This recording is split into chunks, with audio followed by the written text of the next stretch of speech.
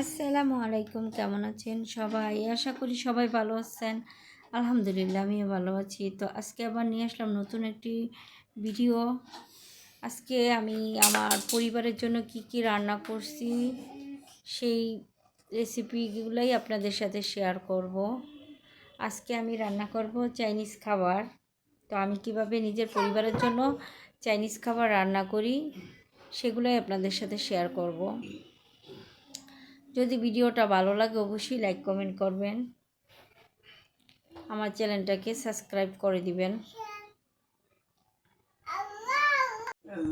তো আমি চাইনিজ সবজি রান্না করব, তার জন্য সবজিগুলোকে একটু বাদ দিয়ে নিলাম। বাদ দিলে কালারটা অনেক সুন্দর থাকে আমার কাছে মনে হয়। আর আমি কিউব করে ক্যাপসিকাম কেটে নিয়েছি, ছোট ছোট টুকরো করে চিকেনগুলো কেটে নিয়েছি, কুচি করে পেঁয়াজ নিয়েছি। আর এই তো সবজিগুলোকে বাদ দিয়ে একটা চালনিতে চেলে নিয়েছি। চুলাতে একটা কড়াই বসিয়ে তাতে তেল দিয়ে দিছি, কেউ বাটারও দিতে পারেন। তো আমি আজকে তেল দিয়ে রান্না করব।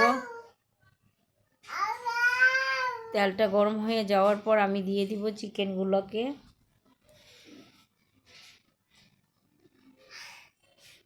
চিকেনটাকে হালকা ভেজে নেওয়ার পর আদা রসুন অ্যাড করে দিয়েছি। অনেকে আদা রসুন কুচি দেয়, আমি কুচি দেইনি, আমি ব্লেন্ড করা যে আদা রসুন বাটা আছে সেগুলোই দিয়ে দিলাম।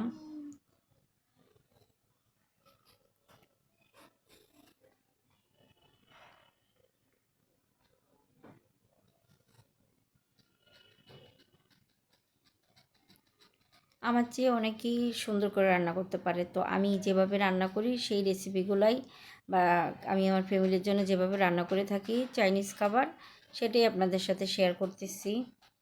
তো চিকেনটা ভাজা হয়ে যাওয়ার পর আমি কিউব করে কেটে রাখা পেঁয়াজগুলো দিয়ে দিয়েছি। এখন চিকেনের সাথে পেঁয়াজগুলোকে একটু ভেজে নিব।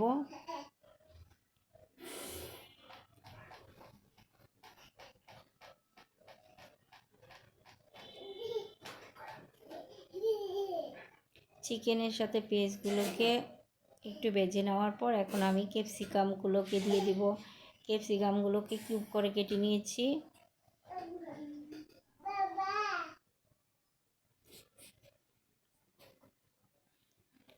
চুলাটাকে হাই করে ক্যাপসিকামগুলোকে একটু পেঁয়াজ আর চিকেনের সাথে ভেজে নিব, তাহলে ক্যাপসিকামের কালারটা চেঞ্জ হবে না।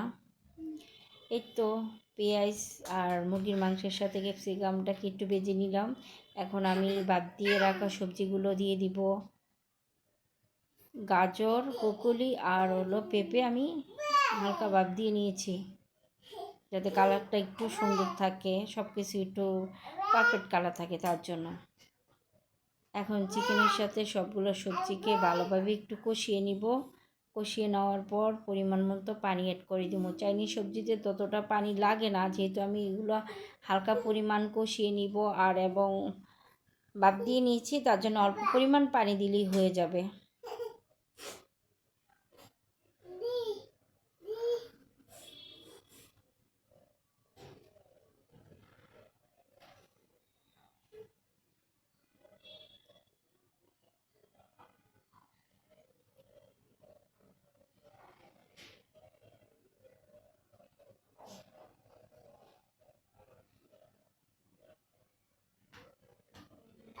এই তো আমার সবজিটা কষানো শেষ প্রায়, আমি এখন পানি দিয়ে দিব।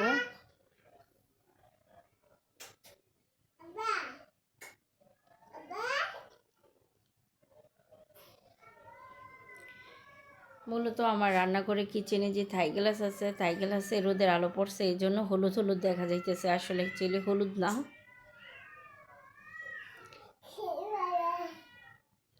এই তো সবজিটা কষিয়ে নেওয়ার পর এখন আমি পানি দিয়ে দিতেছি। পানি দেওয়ার পরে যখন সবজিটা বলক উঠে যাবে বা উতরিয়ে যাবে, তখন আমি কর্নফ্লাওয়ার গুলিয়ে রাখা দিয়ে দিব। কর্নফ্লাওয়ার দেওয়ার পরে 2-1 মিনিট রান্না করলেই আপনার সবজিটা রেডি। চাইনিজ সবজি রান্না করা খুবই ইজি, সব কিছু কাটাকাটি করে নিলে রান্না করাটা খুবই ইজি। যত ইজি রান্না করাটা তার চেয়ে ভীষণ মজা হলো চাইনিজ সবজিটা খেতে। আমার কাছে চাইনিজ সবজিটা অনেক ভালো লাগে। এই তো সবজিটাতে বলক উঠে গেছে, আর আমি 2-3 টেবিল চামচ পরিমাণ একটা কাপে পানি দিয়ে কর্নফ্লাওয়ারটাকে গুলিয়ে রেখেছিলাম, সেটা এখন দিয়ে দিব। মাঝে মাঝে কথাতে ভুল হয়ে যায়, প্লিজ সবাই ক্ষমা দৃষ্টিতে দেখবেন। আর আমার ভিডিওটা দেখে যদি ভালো লাগে অবশ্যই লাইক কমেন্ট করবেন, চ্যানেলটাকে সাবস্ক্রাইব করে দিবেন।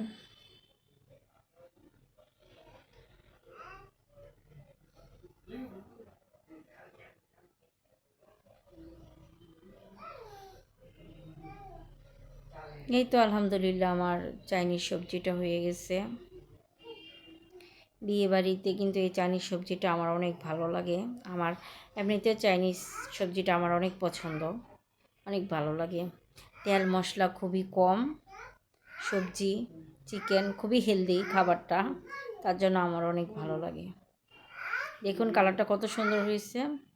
এদিক দিয়ে আমি রাইসটাকে 80% সিদ্ধ করে নিব, তার জন্য ধুয়ে একটা পাতিলে পানি দিয়ে বসিয়ে দিয়েছি। দিয়ে দিয়েছিলাম লবণ, যাতে রাইসটা যখন সিদ্ধ হয় রাইসটার ভিতরে যাতে লবণ প্রবেশ করে, তার জন্য অল্প পরিমাণ লবণ দিয়ে আমি চালটাকে সিদ্ধ হতে দিয়ে দিছি। কারণ পানি বেশি করে চালটা সিদ্ধ করলে রাইসটা ঝরঝরা থাকে। আমি 80% সিদ্ধ করে নিব। এদিক দিয়ে আমি ব্রয়লার মুরগির মাংস ভুনা করব, তার জন্য চুলাতে সব কিছু মশলা মাখিয়ে চুলাতে বসিয়ে দিয়েছি, একটু নেড়ে দিতেছি। রোদের কারণে এই জায়গায় আবার কালারটা দেখা যাইতেছে কি জানি সাদা। এদিক দিয়ে আমি ফ্রাইড রাইস রান্না করব, অন্য দিক দিয়ে অন্য একটা চুলাতে আমি মুরগির মাংসটা ভুনা করে নিব আলু দিয়ে। এই তো আমি চালটা সিদ্ধ হওয়ার পর একটা চালনিতে ছেঁকে নিয়েছি। এখন আমি চুলাতে বসাই দিয়েছি একটা ফ্রাই প্যানের পাতিলটা শুকিয়ে যাওয়ার পর দিয়ে দিব তেল। কেউ চাইলে এই খাবারটা বাটার দিয়েও রান্না করতে পারবেন, তো আমার বাটারের ফ্লেভারটা ততটা ভালো লাগে না, তার জন্য আমি তেল দিয়েই রান্না করতেছি। পাতিলটা গরম হয়ে যাওয়ার পর দিয়ে দিছিলাম পেঁয়াজ কুচি। পেঁয়াজটা হালকা ভেজে নেওয়ার পরে চিকেনগুলো দিয়ে দিছি। অনেকে আবার দেয় না, কিন্তু আমার ভালো লাগে, যেহেতু একটু পোলাও পোলাও টাইপের, তার জন্য একটু পেঁয়াজ কুচি দিলে ভালো লাগে। এদিক দিয়ে আমি চুলাতে মুরগির মাংসটাকে মিডিয়াম আঁচে বসিয়ে দিয়েছি, ঢাকনা দিয়ে দিয়েছি, একটু পরপর নাড়া দিয়ে দিব।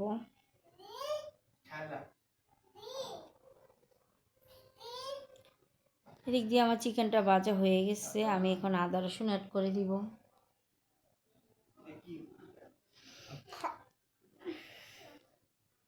যাতে চিকেনটার সাথে সাথে আদা রসুনটাও বাটা হয়ে, মানে আদা রসুনের কাঁচা ফ্লেভারটাও চলে যায়। আমি না কুচি করার চেয়ে ব্লেন্ড করা আদা রসুন দিয়ে রান্না করলে আমার বেশি ভালো লাগে।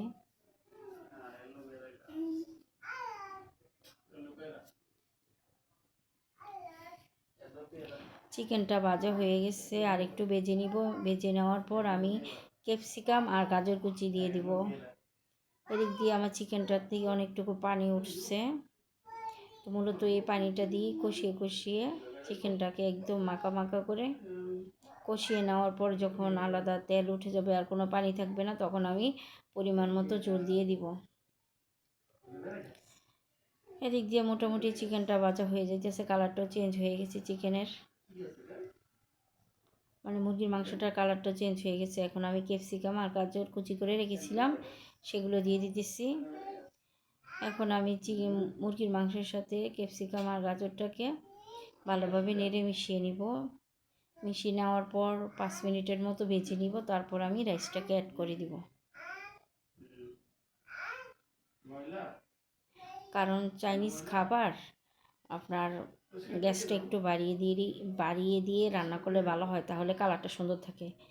এদিক দিয়ে আমি মুরগির মাংসটা অনেকটা কষে যাওয়ার পর আমি দিয়ে দিচ্ছি কয়েক টুকরা আলু, কারণ আমার বাচ্চারা আলু খেতে পছন্দ করে, তার জন্য আমার মুরগি গরু যাই রান্না করি আমাকে আলু দিতে হয়, কারণ বাচ্চাদের একটু আলু পছন্দ, তার জন্য। এদিক দিয়ে আমার গাজরটা আর ক্যাপসিকামটা প্রায় হয়ে গেছে ভাজা।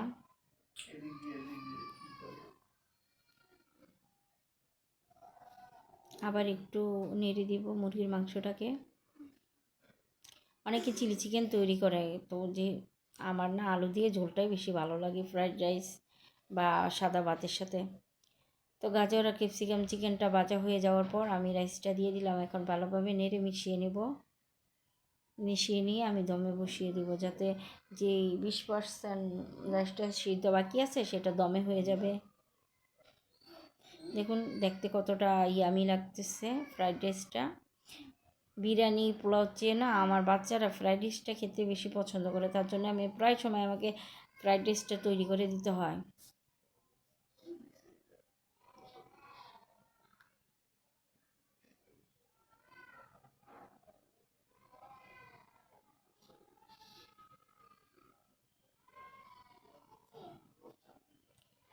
একসাথে মুরগির মাংসটা আর আলুটা প্রায় কষে যাচ্ছে। কষানো হয়ে যাওয়ার পর আমি পর্যাপ্ত পরিমাণ পানি অ্যাড করে দেবো, যেতটুকু দরকার। মূলত কষানিতে প্রায় 80% সিদ্ধ হয়ে যায় মাংস। সেক্ষেত্রে এদিক দিয়ে আমি ফ্রাইড রাইসটা দমে বসিয়ে দিয়েছি। আর এদিক দিয়ে দেখুন আমার রান্নাঘরের অবস্থা, হাঁড়ি পাতিল রান্না করছি আর গুছাইছি, এগুলো সব পরিষ্কার করে নিতে হবে। আমার কিচেনটা খুবই ছোট, তো অল্পতেই অনেক কিছু জমে যায়। এখন আবার একটু নেড়ে দিব। এদিক দিয়ে দেখুন আমার মুরগির মাংসটাতে তেল উঠে গেছে। এখন আমি পরিমাণ মতো পানি অ্যাড করে দিব। জানি আমার ভিডিওটা অনেকটা লং হয়ে যায়। যদি আমার ভিডিওটা ভালো লাগে অবশ্যই লাইক কমেন্ট করবেন, আমার চ্যানেলটাকে সাবস্ক্রাইব করে দিবেন। এদিক দিয়ে মাংসটা কষানো হয়ে যাওয়ার পর আমি পরিমাণ মতো পানি অ্যাড করে দিব। যেহেতু বাচ্চারা খাবে তার জন্য সিদ্ধটা একটু বেশি করতে হবে, যাতে ছোট বাচ্চা খেতে পারে ইজিভাবে।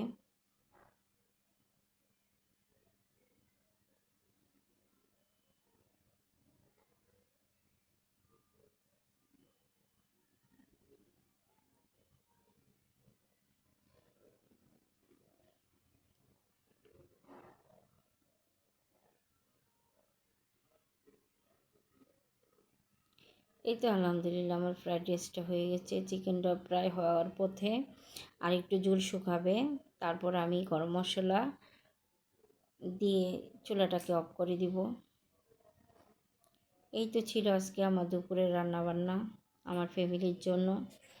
যদি ভিডিওটা ভালো লাগে অবশ্যই চ্যানেলটাকে সাবস্ক্রাইব করবেন, আর হলো কমেন্ট করবেন, শেয়ার করবেন, লাইক কমেন্ট করবেন।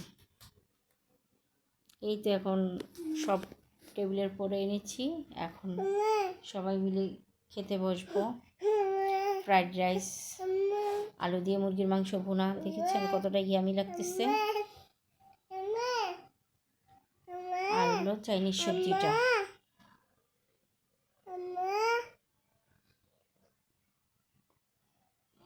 মাঝে মাঝে আমার ভিডিওতে আমার জোহরার ভয়েস শুনতে পারবেন। তো ভালো থাকবেন সবাই, সুস্থ থাকবেন। আল্লাহ হাফেজ।